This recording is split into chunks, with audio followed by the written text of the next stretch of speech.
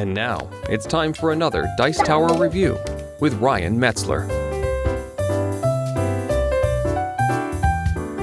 Hey everyone, it's Ryan Metzler here again, and today we're going to be taking a look at Valdora and the Valdora Extra, which is an expansion for the game, just a mini expansion. This is a game by Abacus Spiel. It is distributed by Fred Distribution in the United States, and it's a Euro game which kind of combines a Euro style with a adventure-type theme where players are moving around a board trying to collect different gems to finish quests using equipment and those quests that they buy in different cities. So real quick, we'll take a look at this game for 3 to 5 players, and then we'll come back here and we'll get my final opinions on it and the expansion.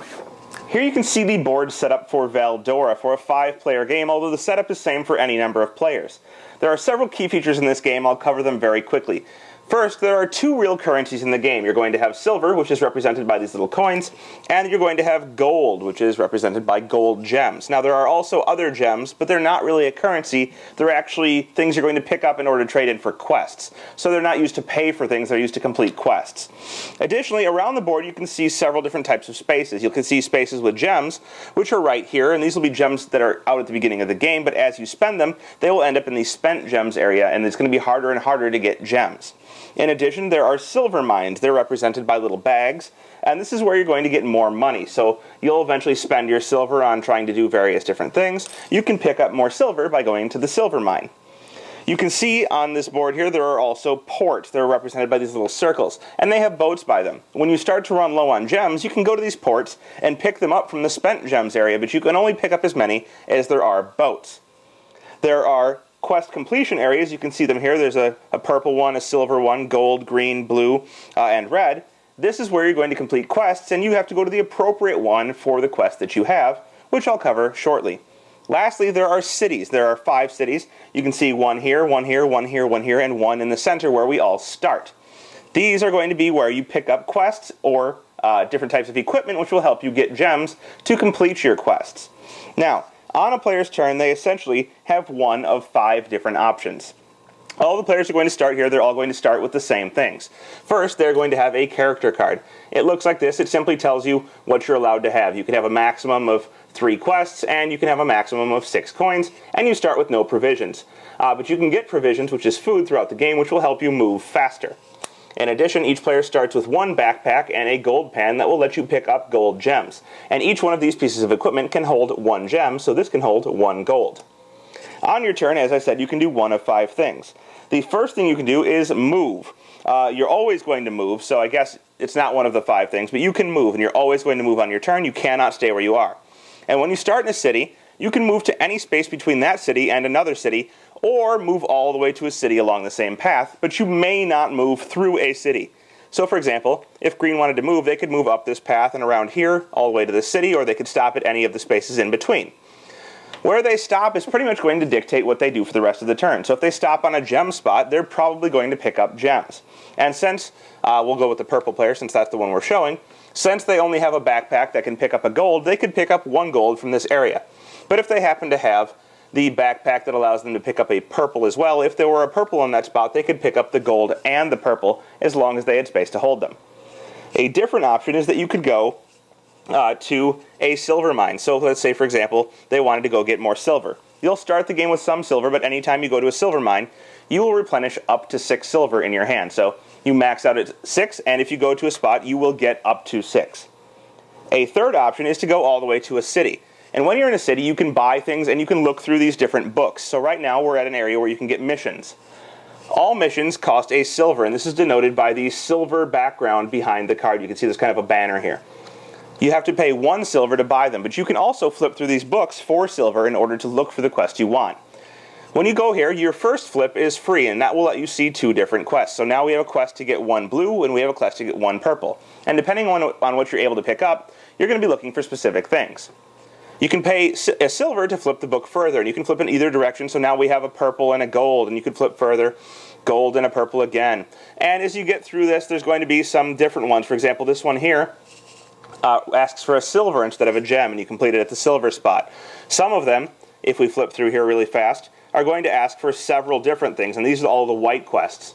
You'll see here, this one wants a red, a blue, and a gold, but it's worth 15 points. So you're going to go here. You'll be able to pick up as many quests as you want, as long as you can pay for them.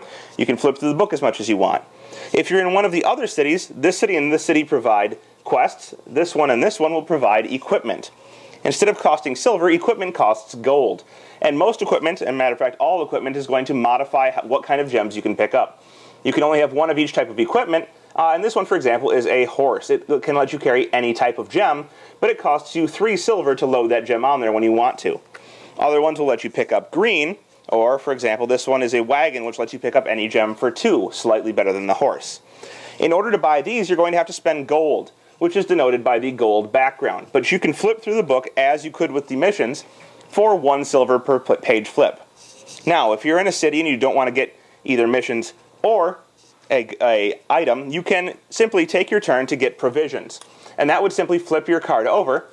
And what that would do is it lets you move through a city 1 time. So for example, if I wanted to be all the way, I needed to go past this city in order to get in here. I could use my provisions to skip through the city, and now I'm there. When you pick up quests, the objective is to get the gems that are on the card and turn them in at the appropriate mission spot. So for example, if I had this quest, I would want to get 1 purple, and then get over to the purple spot to turn it in. When I do so, I'm going to get 3 points, and this card is going to go underneath my character.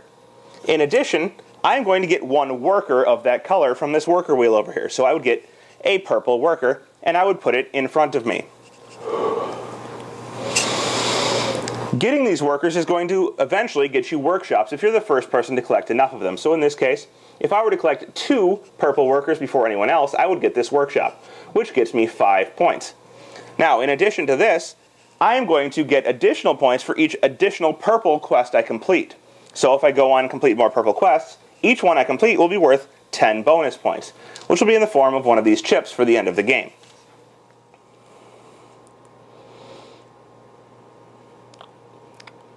Yep, that's pretty much the game. Okay.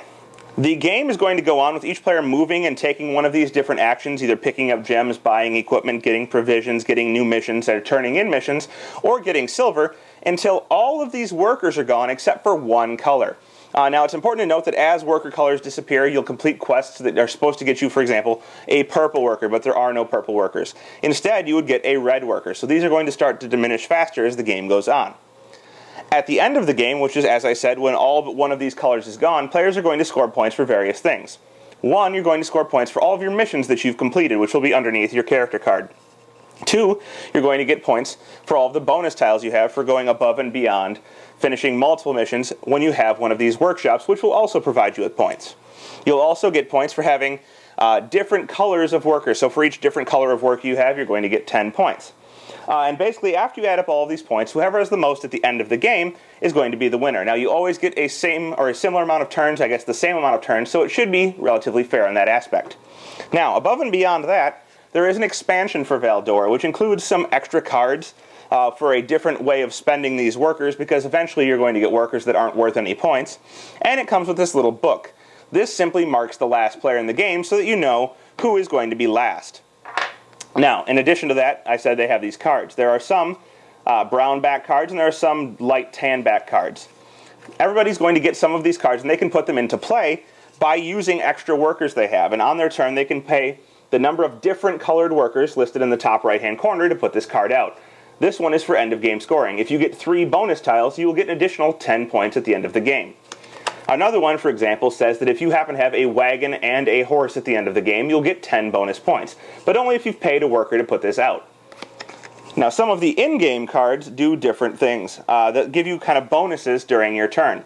For example, this one here says when you're at a port, like one of these here, that has 2 boats, instead of being able to pick up 2 gems, you can pick up 3, and if it only has 1 boat, you can pick up 2. So it makes them slightly better, but you have to pay 2 different colored workers to put it out. Another one, for example here, says that you can get provisions if you've paid a worker to put this out by paying 2 money, so you don't have to stop in a city. So basically these add a little bit of an extra element. That's also got a 2-player variant, which I can't speak to because I haven't played it. But basically it's going to end in the same way. When all of these workers are gone except for 1 color, whoever has the most points is going to be the winner. And there we have Valdora and the Valdora Extra. This is not a game I can say I enjoyed, and I went back, even after playing the base game, and I found I had the expansion. I decided, hey, maybe it's better with the expansion. Maybe it resolves some of my issues with it, and I can honestly say that it does not. But here is the reason I didn't enjoy the game. My main problem is that although this is an adventure game and you're going around, you're collecting those gems, you're trying to optimize finishing your quests, I never felt excited about anything in the game, which is fine. I don't mind a dry theme. I don't mind no theme even, really. But for some reason, when you add a theme and I feel like it's supposed to feel thematic, it doesn't really jive well when it doesn't feel like anything at all. But that's not the only thing. I never felt like there was an action that I had to do above and beyond any other action. Unless, of course, I felt like someone was going to try and complete a quest before me, but even so, a lot of the time that didn't really seem to matter. The game just didn't really feel tense to me. It didn't feel like I had a lot of choice of what was going on, and when I did have a choice, it felt kind of automatic.